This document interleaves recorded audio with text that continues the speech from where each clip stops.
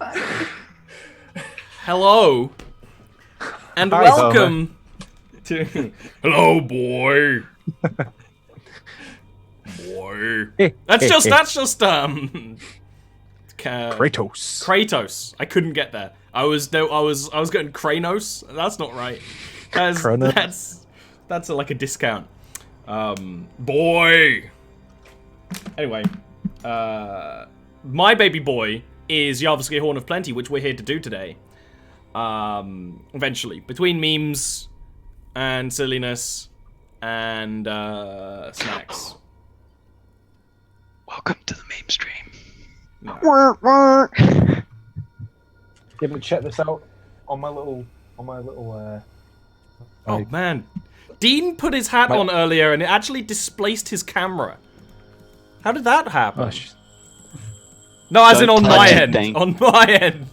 Despite my attire, my wacky helmet, my head helmet, I've got a book here that's cast in leather. Oh, listen to that. Ethical issues in journalism and the media. Look at how smart I am, everybody. Yeah, just if you wanted to remember that Dean isn't like just the fool. Tell me how it's cast in leather again. See, what they do is they get a cow. And they pour liquid leather into the cow. Basically, how did you know that? I'm an idiot. There we go. Look at that. 1996. I bet it's got oh, wow. It's nearly as old as you. It is. It's as old as I am. It's mental, isn't it? Look at me in the dark. Welcome to Horn of Plenty, everybody. Okay. Last time,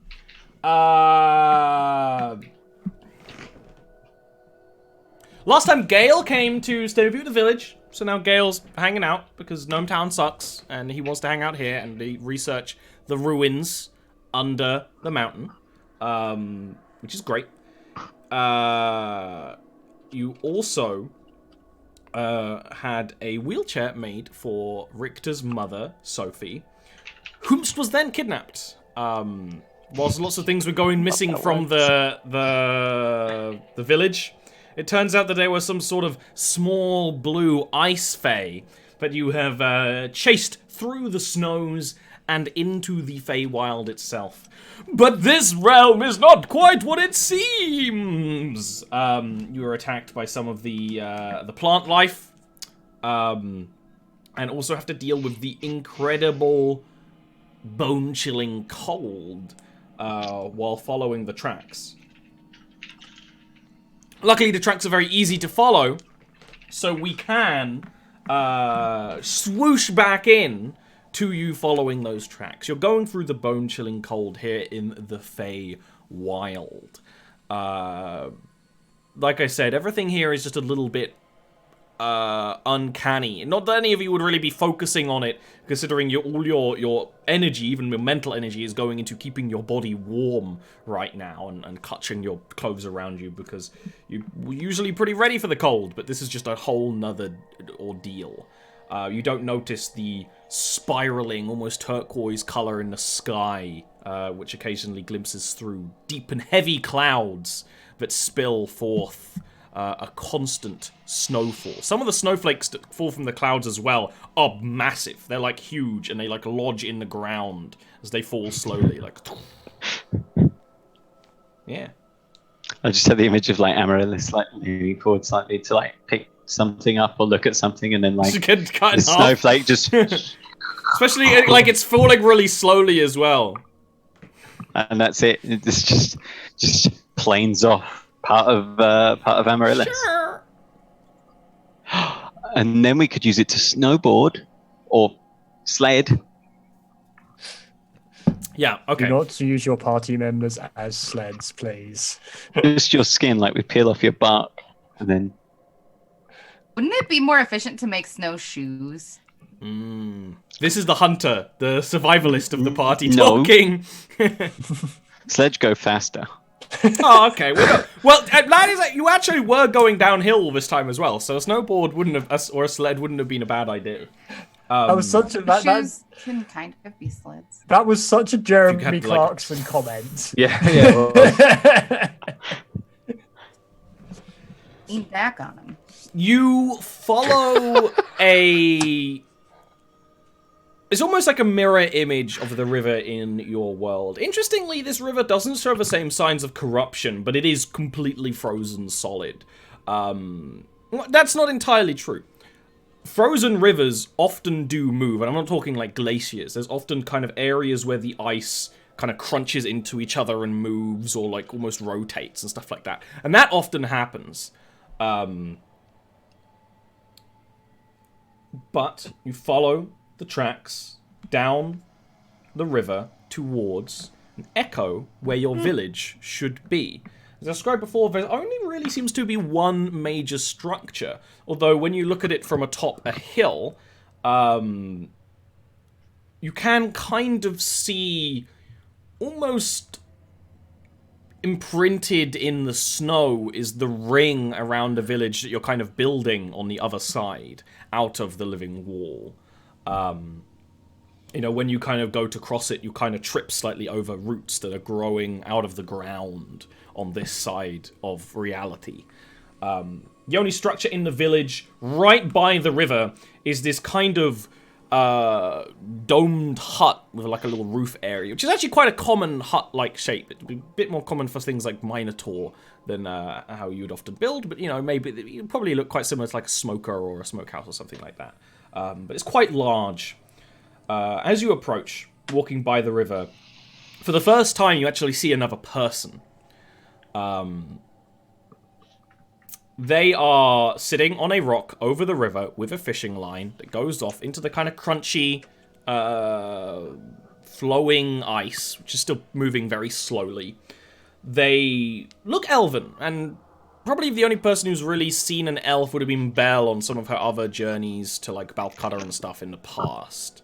They're not very common in this sort of place, although you hear about them quite often in the history. You know, the closest thing to an elf, most of you know, is Amaryllis, who has a lot of elf features, being a dryad. But this person doesn't have dryad-like features like the other frozen dryad you've seen. The skin is blue, the hair is white and tied back, and it literally spikes out like icicles, and almost forms into icicles. This guy has very heavy, drooping eyes, and he does look to you for a bit, like as you're approaching, because you're the only thing here. It's such an empty place, aside from the shadows that creep and linger from the crooked mountainsides. So of course he slightly acknowledges your presence, but like unlike the other Fae that you've dealt with on the way here, he doesn't go out to attack you or anything like that. He just keeps on fishing. Before we get within hearing range, we're definitely within, like when and now within sight of the structure as well, Amaryllis would stop everyone for a moment and just say, "A word of warning. If we face the leader of one of these so-called courts in this realm, he or she would probably outmatch you in combat at this stage. If we face something lesser, you may be able to stand against them. But either way, if you intend to bargain, be wary. They do not deal straightforwardly as mortals do. Beware hidden meaning behind their words." Courts? Do you mean tribes? An apt way to think of them, yes. Some of the Fae in these realms band together in courts around a charismatic leader. They give up a degree of their individuality and strips most of what makes them good. I fear these ones are little more than tricksters. I don't like this place. Me neither.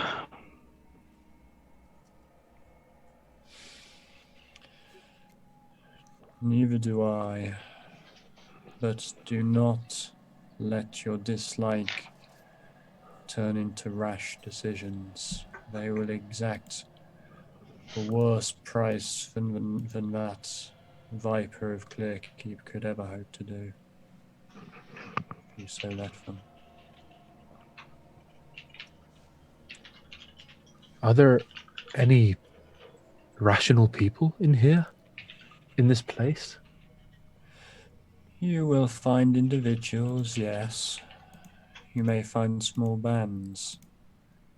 But I would not trust anyone associated with a court. They will have an agenda, and the agenda of a court is to increase its power through trickery.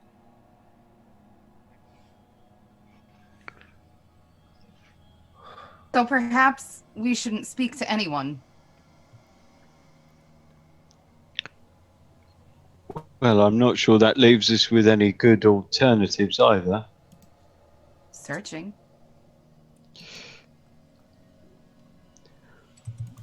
What if we find her, but We will. she's firmly clasped in the arms of one of these blue delinquents? I'm very fast. I mean, is maybe we could just ask for her back. Reminder, Doxy, you currently have 1 level of exhaustion, which gives you disadvantage on checks. Oh yeah. So if you did go to a battle of speed, you will have a harder time. Just because it has been a week.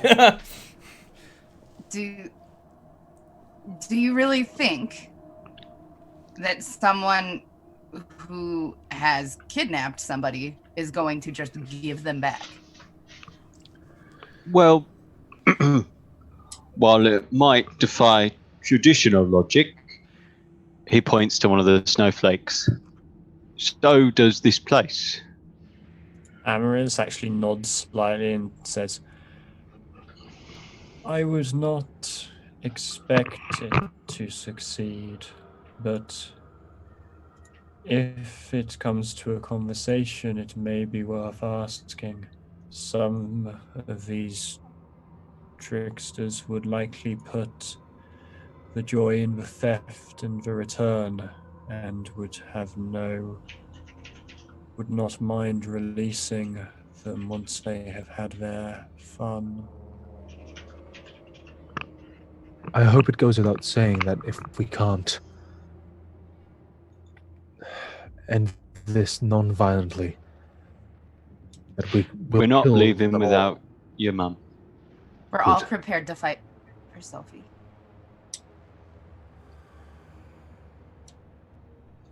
Good.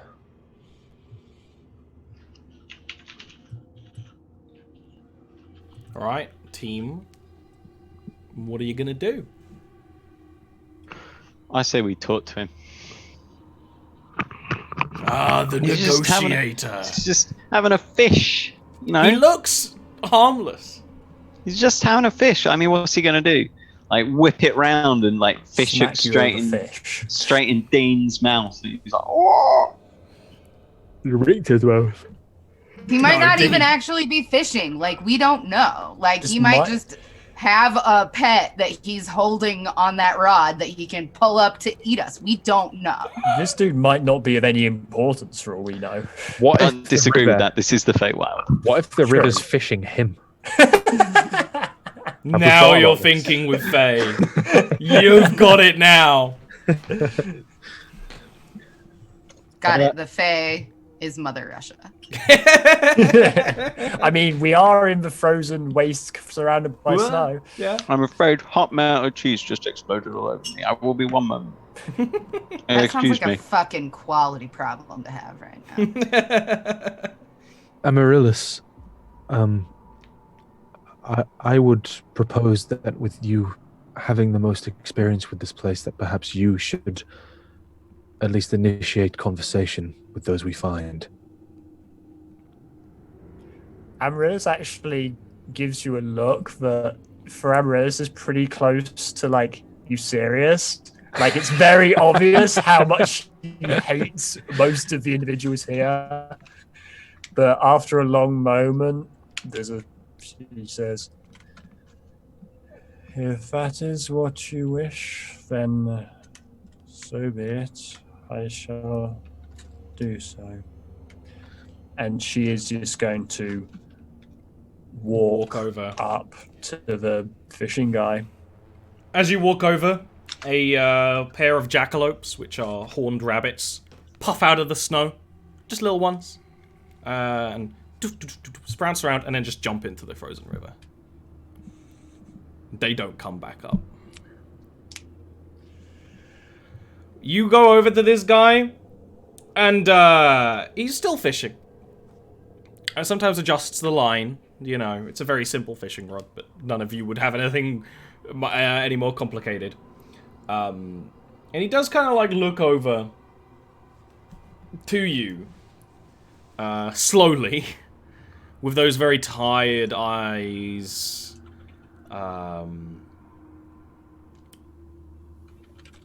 Just looking over you for a bit, but not like a perceptive person looking for any sort of weakness, just like, there you are. Once he seems content of looking over, Amaryllis will slightly gesture to the fishing rod and say, how fares your quarry today? It's not about the fish. It's about the experience. It's about the ing, yes. Indeed. I don't suppose... Sorry, I apologize. ...during your ing that you have seen a mortal woman brought past. Oh, yes. Yes. We're positively teeming with mortals today. Something of note, when this guy speaks, he's got sharp teeth. Almost... Always the comparison is vaguely shark-like, because every tooth is sharp. Aside from his, like, top two, which are a little duller. Like Sith Ray. Yeah, I guess. Yeah. Yeah, I can see it. Sorry, so he's just... He said that there's teeming of mortals. We've seen a bunch today. Amaryllis, doing her best to hold back a roll of the eyes, will just say, other than the ones behind me? Although I think it was doing what they do. Sleeping. Always liked the idea of sleeping, napping, resting, snoozing. Oh god, it's awesome. So good. Well, she really says that. Yeah. Very, very tired. No filter. Was the one that was sleeping being taken somewhere? By the little blue ones? Yes. Where was she taken, if you so know? This is great because this is a slow Fae conversation, which is funny because to Amaryllis, she was often too slow for a lot of other Fae, but this person is the same, you know, level, the same speed, which is, you know, good for her. He turns his focus back to the fishing line for a bit, as if it would be, you know, if like Belle was fishing, as if he was about to catch something, but there's clearly nothing, like there's no reaction. And then looks back. The Frogashar took the mortal to the chamber. To the mirror chamber. Polished ice you could see your face in.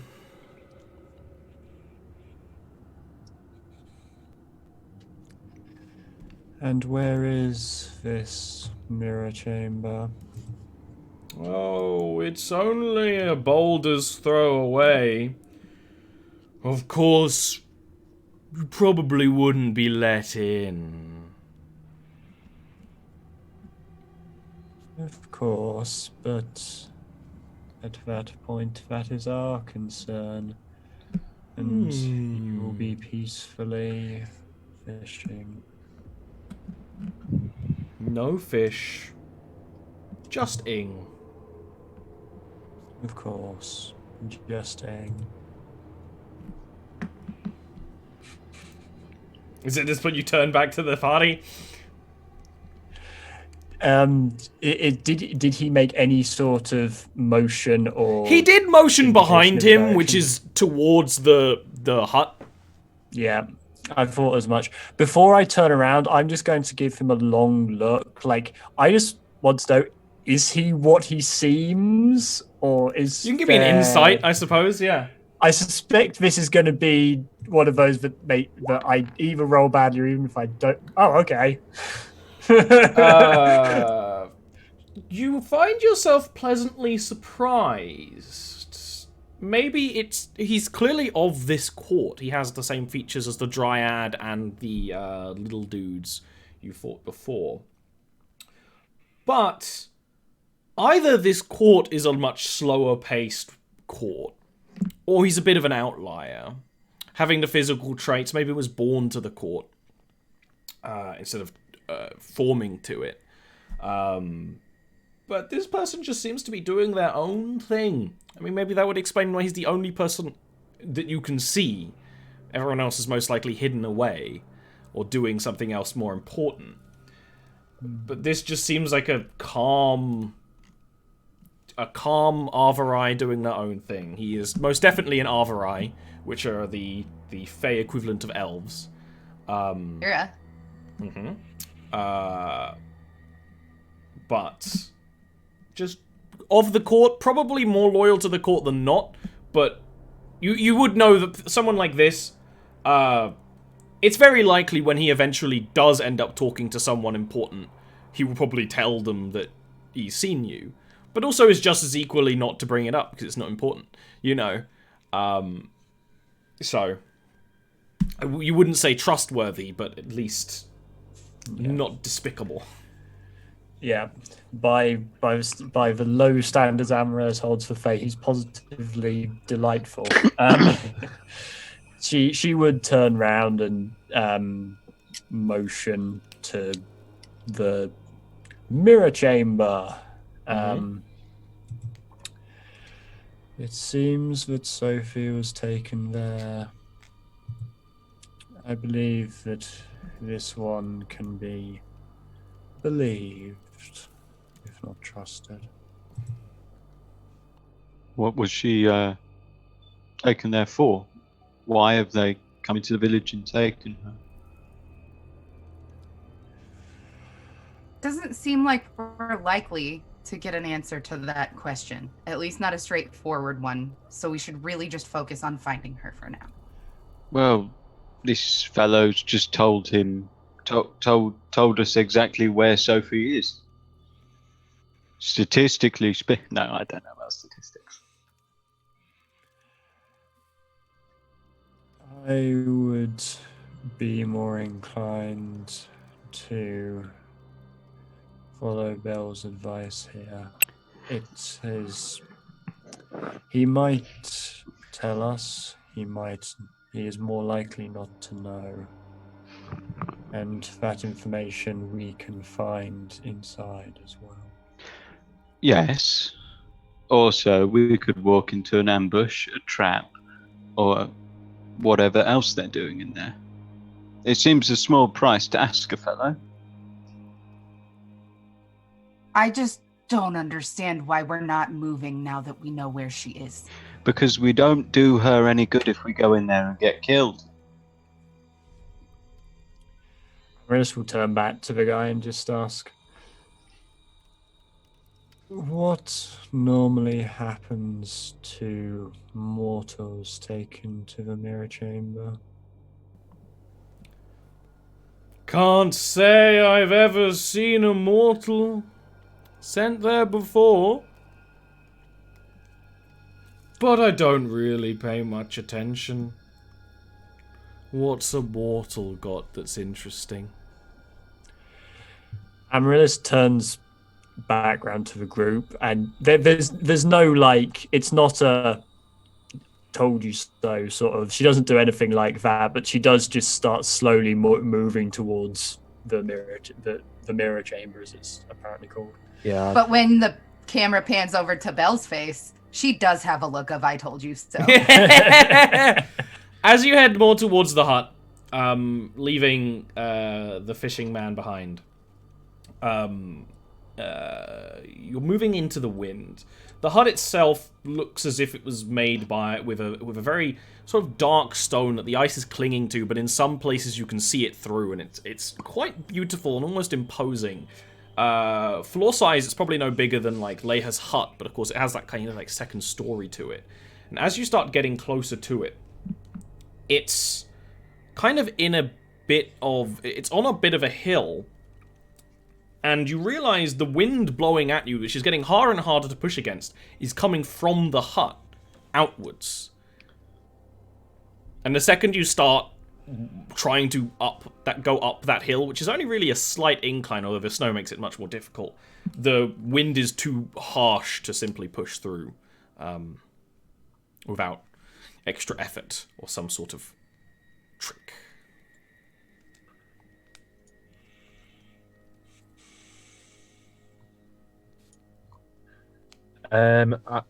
Could I sort of put my shield at like a 35-degree angle and sort of try and have it push around me, like aerodynamically? Ooh. I think that would be an intelligence check. Yeah, I don't know why Richter would know that, but he knows that. Richter understands aerodynamics. I mean, yeah, you know, why not? You'd know based on observation. Mm-hmm. I do feel like that kind of thing is one of those, like, you see it, you know it, sort of. Yeah. You don't even know why you know it, you just know it.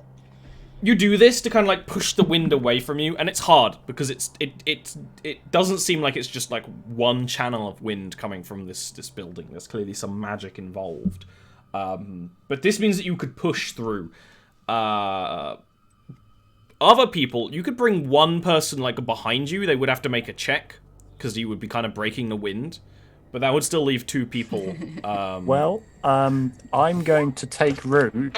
Slows me down, but presumably it means I'm much harder to get blown away. Yeah. So I can presumably bring the second person with me. The other I'm person imagining Amaryllis is just like... in the wind! Like a wacky inflatable arm. That's good. Okay. And she's like... Just imagining her talking and doing that at the same time as doing me. It's like Oblivion or something, where like as the body's ragdolling, but the face is exactly the same. Have you ever heard of the High Elves? Not even blinking. Yeah. Oh god. Oh, that was all right. good. So, the wind is strong. Oi! This is gonna be athletics checks. Amaryllis, you have advantage. Belara and Torin, you have it flat, but no, you have advantage. Disadvantage. You actually you have advantage because you're going behind these two, so it would be flat for you, Belle, and Torin still has advantage. And yes, exactly. Okay. Actually, Belle, Richter would have like, as he props his shield up, he would have grabbed you with his other arm and like. Oh, absolutely! You still need the. Oh yeah. Just for flavor. Whoa! I'm not getting left behind. I'm not causing any more problems here. I'm getting up there. That's great. So all of you just push. You have to get up through the wind. You just You just go. The wind is bone chilling even more so than it was before. You didn't even think such a thing would be possible.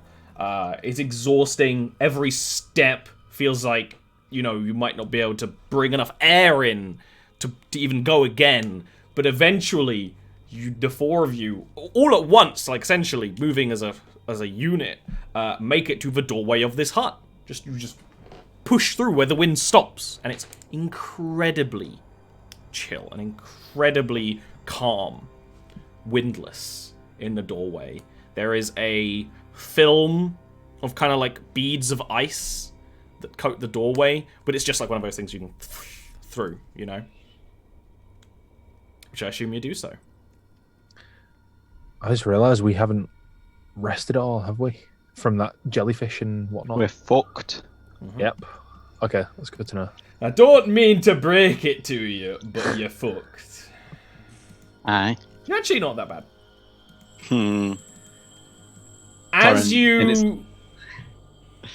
It was just sass. I was just going to say Torrin in his last moments is going to turn to Belle and give her a "I told you so" look. You go. That's not canon. That's into the hut, die. and when you do so, it seems a little bigger on the inside. Still very much the same the same material. The tiles inside are this brilliant. It's not artistic. It's not mosaic or anything. There's kind of a color fade that happens across the ground. That's quite nice. Of course, the most dominating feature is the far wall. Big, tall wall that is... It's like putting multiple mirrors beside each other, and you can kind of see, like a kaleidoscope sort of thing. All cool colors and blues and golds. And you almost seems like you can maybe see people in... or something. A very large figure in that mirror. But coming from that giant mirror wall is a large hand of ice. It looks like a sculpture. It doesn't look like something organic. With a long clawed finger that points down. And it's like all this water is trickling down like a melting icicle down through the fingers. And the finger points down to where Sophie is sitting in her wheelchair. There's no Fae near her. She's just there. It's alone. There's no one in here. There's a couple of pillars, but instinctually Richter would rush straight to her. I was just gonna say, I imagine this would be one of the rare times that Richter breaks form and kind of loses himself. Absolutely. So I just rush over and like grab her hand and get on one knee and stuff like that. Yeah, you do so, and everything gets very slow for you, Richter.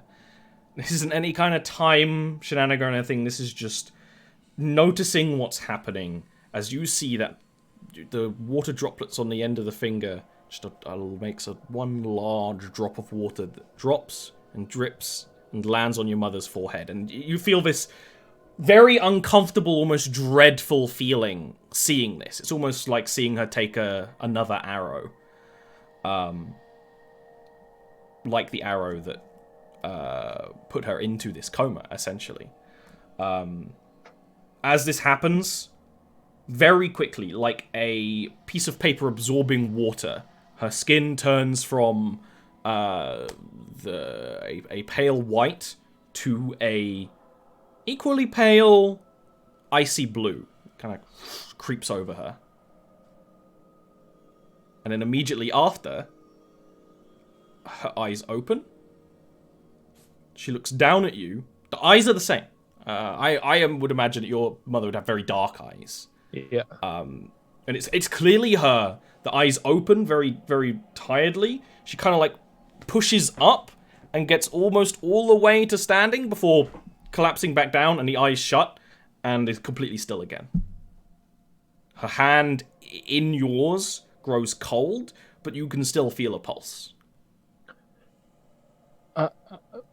And this is it actually? Did you say sorry? It's actually somebody above her, or is it? It looks like a statue made of ice. Okay, but when you kind of look through this, it looks like there's a figure in the mirror wall, you know, who at this point is very large, like the giant you fought before, but very graceful, almost like an elven giant.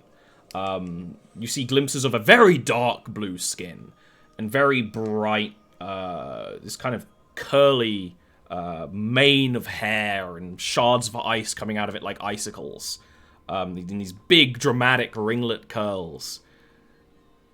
But you kind of only see glimpses of this person, and it seems like, at this point, whatever's done is done, and this person turns and moves further into the mirror, you know.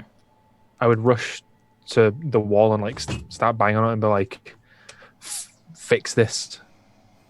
What did you do? The figure does stop and look at you with a chilling eye and almost a cheeky smile before continuing to move very quickly. And before almost completely out of sight, but like a mirror reflecting a mirror, reflecting a mirror, you're not quite sure if you can see her in this more. I'm gonna try and smash the wall with my shield. Go ahead and give me an just a raw strength for this one.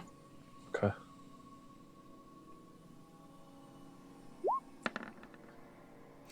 You crack into it, the shield, and the shield kind of jams in, and it does. It sends cracks going through the mirror, which whatever magical effect is taking place that makes it look like it's, you know, almost linking to another place, immediately stops, and it's just like broken glass that starts falling down with a stone wall behind it. I'll yell for Torrin as well.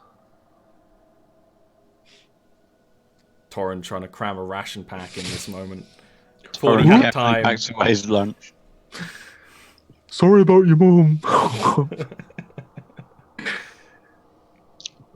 He's nervous, all right? Doesn't want to die on an empty stomach. Torrin would run forward and add his shield to the wall. And by that, I don't mean add his shield to the shield wall. I mean, literally, he runs forward, charging, and pelts the boss of the shield straight into the mirror. Yeah, it absolutely shatters more of it, which just sends more of it falling down. Can I just clarify, was this the only mirror that we... Just one big wall. So behind this mirror now, it's just wall. It's just wall, yeah. Amaryllis is going to look over Sophie, and unlikely chance that I could identify something of what's been done to her. It could be a medicine or an arcana check. I'm going for arcana. It's not a huge difference, but I feel like I'll get more out of arcana. Well, I would if I could roll decently, but well, I suppose 10's not terrible. 10's not terrible. I mean, but this is high level some stuff. some Fey heal. That's really all that you can kind of think right now. Need more time to postulate. It's not incredibly common to see Fey healers, but it does happen. Everyone settle down. I don't like it. Grab her and let's go. Amaryllis, what did they do? I would need more time. Fey healers are not unknown, but I would be distrustful of the leader of a court like this doing so. Unfortunately, we do not seem like we will be able to get answers from her. I agree with Belle. We should leave. She changed color. Yes, I'm aware of that, Bellara. I'll pick her up. I mean, you can take the wheelchair. It's still here. Or are you gonna... Oh, right, okay. You can carry her as well. It's up to you. Victor's just like, fuck Griff. Nah, I'll carry her and like sort of nod towards the wheelchair. That makes sense. Okay, start. As those three are like going to leave, examine particularly the mirror wall and anything else in this place. I know it's pretty. There's still that hand Okay, I will. If that is the most interesting thing, I am examining that, trying to work out if there's anything I can work out from that. I suppose Arcana.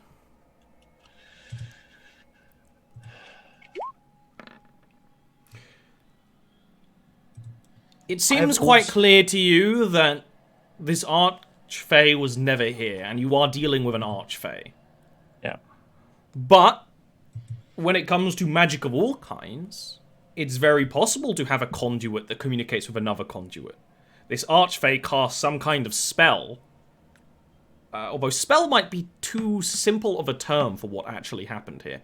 Some kind of magic through this this giant hand, which very well might be able to move into actual cast literal spells.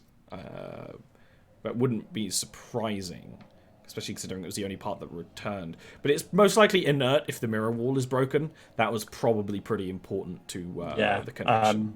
I think Amaryllis figured that out without even a check. Like, that was... I know you've just given me that, so if there's nothing more I can gain from this, tell me. But I would just like to, if I can, I'd like to retrocognition the question, what was done to Sophie here? That's a good idea. So as the others are kind of leaving, you actually focus in this place. If anyone even glanced back at you, they would actually see some of your flowers turning blue for a few moments. As you somewhat inadvertently absorb the magic of this court.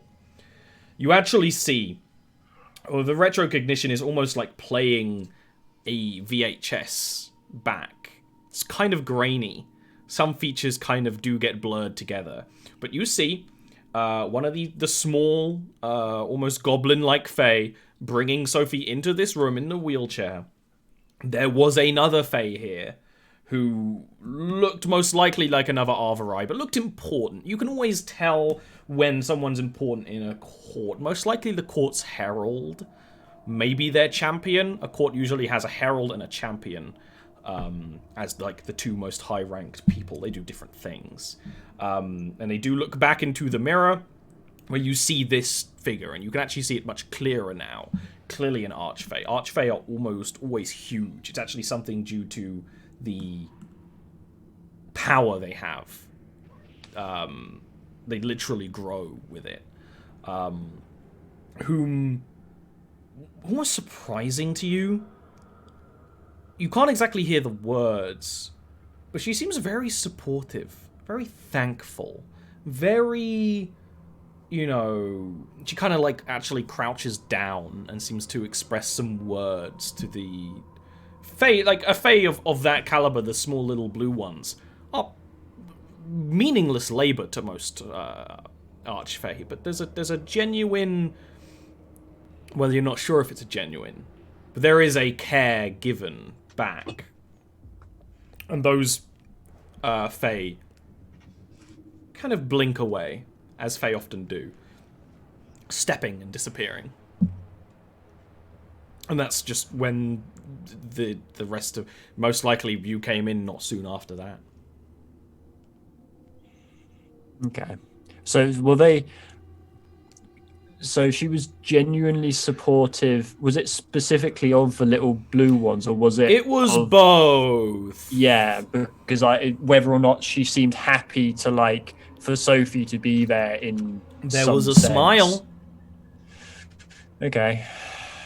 Well, Very this is gonna soft get features interesting on then. this archfey, despite the cold sharpness of ice. Okay, well, for the time being, I'm just going to follow the others out. Okay.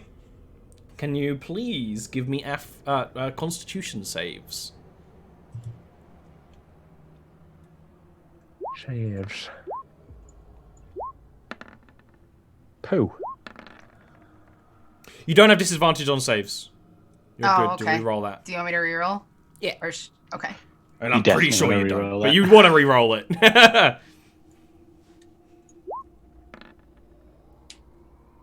Oh my god. That's good. I think Doxy's rolled 2 natty 20s. That's Yeah, actually that's excellent. nuts. So you were starting, like, trudging through this place, you were starting to feel the cold get to you, which is something that's gone through you before, but to Balara as a survivalist, it's like, I will never let myself risk losing like a finger again. You know, it got too close before. A shooting finger. And your dad was probably like, well, we're gonna have to remove it, like, to scare you into not doing that again. But now that you have to, like, save Sophie, someone that you genuinely care for a lot as well, you actually push through the exhaustion and actually essentially do end up curing yourself of the wear and tear you're putting your body through, which is not something I'd usually do, but, you know, it just makes sense for Belle. This is the kind of stuff that she thrives upon. So, you know, no more exhaustion? no more exhaustion. Yes. Now, Richter, you... Break a leg. You are feeling the cold because your mother is also freezing in your arms. Breathing more than ever before, stirring, as if, you know, kind of in a unrestful REM sleep. But you're holding on to something so cold, you can keep trudging through the snow, but it just starts getting to you. I don't think you would slow down. I don't think there'd be anything like that. But as you travel, you do end up with another point of exhaustion. With a single point of exhaustion. Yeah. God, it's like coming back from the shops with a bag of ice. I've done that before. Like a 30-second walk to the bus. Yeah, I'm telling you, man. Fuck me. Like, one of these days you'll stop referencing pre-stream during the stream. But it's not this day. But with that, you know, slug through. Actually, can you give me an athletics check, Richter? See how fast you get back. So you might have to do another cold weather check if it's a bit too slow. 'Cause you know exactly where you're going, even though you might have lost the So this is really what happens. Also, you're traveling slower, and you were the one leading the pack. But also, unlike when you entered, it's not exactly clear where the slip space back into the material plane was. Everything looks suspicious. Everything looks strange. You're not looking at mountains and rocks that you understand, so you actually have to take more time trudging and checking and looking and whatever tracks you left and trying to find those again. Luckily, it's something that Belle can do, but I'm going to need you all to give me Constitution saves again. Can I also be keeping a lookout for things that... For following you? Yes, or just anything that... Give me a perception check, please. Okay. Perception and a Constitution saving throw. Okay. Nice. When you, like, you every now and again you take the moment to look back, and you don't necessarily ever see anything, but you always feel the presence of being watched, you know? This is very much the domain of these Ice Fae. If they don't want to be seen, you're betting that they're not going to be seen unless you have strong enough magic to see through their tricks and illusions. And also just the fact that they're made of ice and snow, essentially. Not to the extent of an elemental, but some of them could be hiding in plain sight, like those snow bunnies were. They were just in the snow. So you're always wary. You know there's nothing you can do about it now, but you're just going to have to take it. Thorin and Belle, you get a point of exhaustion. Luckily, Belle, it's not 2. Yeah, for sure. This is as you trudge through, and you do get back to the slip space. You go... there's no ice cave on this side. You just find the place where the air is slightly hazy, and there's warmth coming through. And you lean through, you barrel through, back onto the ice cave on the other side, feeling that, it's winter in the material plane, but it is a noticeable warmth increase in the body as you return through. Torin and Belle, you're still, your bodies are beaten through it all. This is not something a mortal, fleshy being is meant to go through. But you make it back to the material plane, back into the ice cave with the slip space that the ice face stole Sophie away to. Before you start your way back, why don't we take a little breakerino? Because I drank a whole latte. I need to pee too. And now We'll he's be- got a chatty. Class Dean. Dean Cuddy, that's him! Alright, He let's... is here all week because he That's does not nothing true. else. He just hangs out in this Zoom call and waits. All the time! So do you want to play Sits there with D&D? his guitar. Alright, we'll be back! You can't get rid of us. We'll be back in a sec.